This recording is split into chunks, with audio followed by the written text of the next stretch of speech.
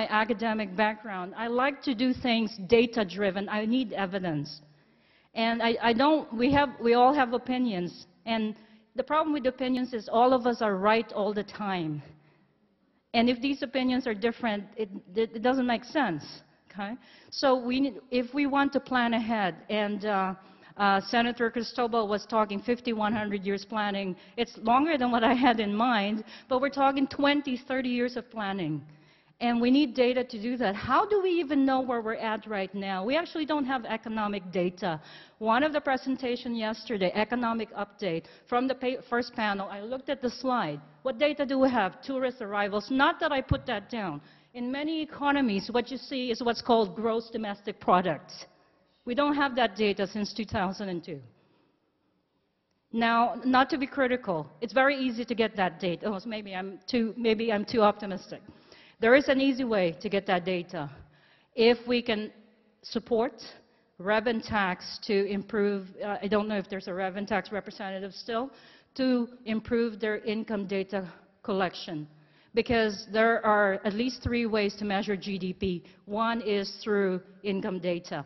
By summing up all the incomes that were made by people on the island, we know the size of this island. Okay? So there are many little things we could do to be a community, to assist in this process, and obviously to never give up. I'll tell you my passion. When I got my PhD in economics, I wanted to go back home. Home for me is Philippines. I was 26 years old with a PhD. I know the answer to every economic problem. That's how arrogant I was. My specialization was economic development, especially foreign borrowing. So I had already identified joining the external debt department from the Bangko Sentral ng Pilipinas, the Central Bank of the Philippines. When I applied, my PhD hurt me. They don't want to harm me because I have a PhD. I'm a young person with a big mouth. Will tell you how to do, full of ideas, just wanting to contribute. And I could not join the institution that I wanted to join. So what happened to me, I ended up elsewhere. But what I'm saying to you is the following. When I came to Guam 2 years ago, I have this passion. And it's going to happen here. So I'm sorry, my passion is just all over Guam now. But you have to kind of neutralize me. Okay. Let's make this happen. I have the technical skill. I have the international experience, having lived in many places. And I really have the drive. I know that, again, you look at many economies, they have the resources that they need to develop. Why don't they develop? I look at Guam the same way. And let's not ask that question of why can't we develop. We can develop. We need to talk to our policymakers. The idea is, good ideas here. Thank you so much for them.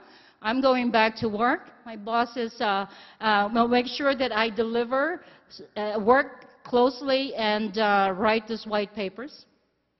And these white papers will be available for public review.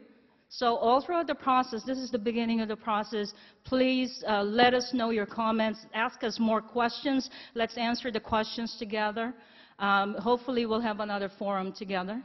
And as I said, the white paper is a documentation of our agreement as a society. This is where we want to go. This is how we want to proceed forward. Just as a reference, the idea of the Celtic tiger, the Irish civil servants had this historical document in 1950, which is called economic development. This is the first ever statement of the Irish civil servants coming together and saying, we're going to put our agency agendas aside. We're going to put our personal agendas aside. We're going to focus on what's good for our island. And they wrote this document together. We're hoping that this white paper will be a reference to what could be an agenda for the island. So I'm sorry to have bored you a long time, but thank you so much for listening, and thank you for being here. And people of Guam, unite is the last line of the paper. Thank you. Si Diyos Marcy. Okay, what we need at the University of Guam are young people with big mouths Even old people with big mouths. But no, the whole point of dialogue and the whole point of a forum is, the white papers, the conceptual papers, the brown papers, whatever is going to come out of the product of this, really we're talking about what are the next series of steps, what are the policy implications, how do we articulate a common agenda. Going back to the original point, economic development doesn't occur in isolation from other sectors of our lives. And those other sectors of our lives have to be integrated and interwoven within economic development. And I think tackling that process from an academic point of view and the ability of an institution like the university to bring people together to start thinking about that in thoughtful ways and in ways in which evidence is accumulated and provided for others to see and maybe come to their own independent assessments is really the role that the university plays. We are so hamstrung in the general community in terms of understanding various things because we simply do not have the data that drives us. The data, whether it is the gross domestic product or how it used to be referred to as gross island product, when the Department of Commerce was doing those studies, whether it is income distribution. People don't really understand the levels of income distribution. All of these things are the measures around which we try to understand how that's related to home prices, and how home prices are related to housing patterns, and how housing patterns might be related to social dislocations. All of these things have to be thought of in a very integrated way. So we at the university, whether you're in social work, as those loud social work people are over there,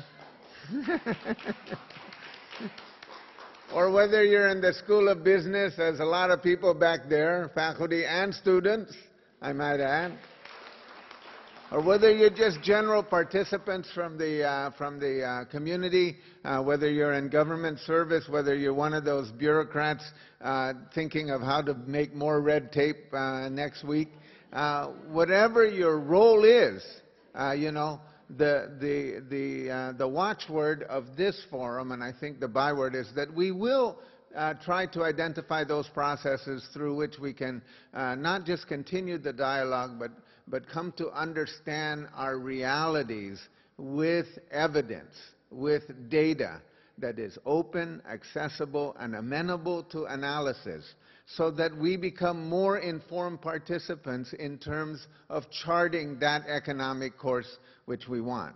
That's the role of the university. I think that's the responsibility of each informed citizen on this island.